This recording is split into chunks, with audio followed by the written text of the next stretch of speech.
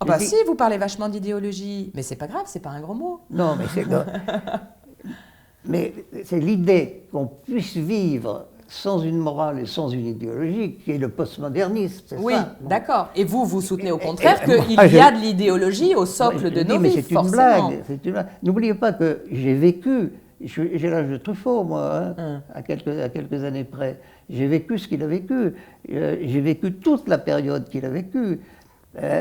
C'était vraiment un petit nombre de gens qui se sont mis à faire la loi pour des raisons d'ailleurs dont je parlerai, dont on peut parler d'ailleurs tout de suite, c'est qu'ils ont été portés par la droite, parce qu'il y a des raisons politiques extrêmement fortes dont personne ne parle jamais. Je veux dire, s'ils ont été défendus par Françoise Giroud, l'Express, qui était le véhicule même de l'américanisme en France, s'ils ont été défendus avec cette force, c'est qu'ils présentaient un intérêt. Et en plus, ils ont beaucoup fait pour introduire l'américanisme en France. Ils présentaient un intérêt dans le sens où ils validaient l'individualisme dont la droite avait besoin pour... Voilà. Pour combattre le communisme, parce que tout le monde oublie ça, tout le monde oublie que le communisme était une obsession majeure. Et 20 ans après la guerre, c'était 15 ans après la guerre, le communisme, bon, on a cessé d'en parler après 56, 58, l'invasion de la Tchécoslovaquie. Bon, il a toujours existé jusqu'à 89, pratiquement, mais dans la conscience des gens. Mais c'est sous une forme très affaiblie, parce qu'on savait qu'il était foutu.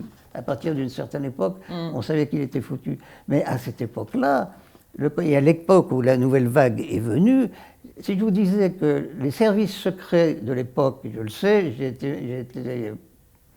j'ai été en contact avec des gens, ils cherchaient désespérément des auteurs qui puissent combattre le marxisme. Donc, c'est à ce moment-là qu'on a propulsé,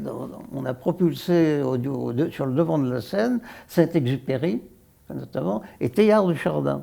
D'accord. Et c'était des trucs d'espionnage, du contre-espionnage. Il y a le service du contre-espionnage qui s'occupait de la propagation des bonnes idées.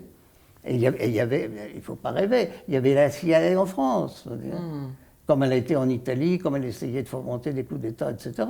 Je ne dramatise pas du tout, mais il y avait les Américains, je vais vous dire qu'ils étaient là. Et en France, la lutte contre le communisme, elle était d'une force que vous avez, qui faisait passer sur tout. On pardonnait tout du moment que vous n'étiez pas communiste. On ne pardonnait rien à ce qui était communiste. Et donc vous pensez que le cinéma de la nouvelle vague et tout ce qu'il a engendré finalement comme cinéaste contemporain, puisqu'il y a encore aujourd'hui plein d'héritiers de la nouvelle vague, au fond surfait complètement sur cette tendance à l'anticommunisme. C'était un cinéma de droite qui était le seul au fond valide et légitime, un cinéma très individualiste, surtout qui ne croit en aucun idéal, aucune règle fondatrice d'une vie commune. C'était le contraire absolu du communisme, du socialisme, de tout.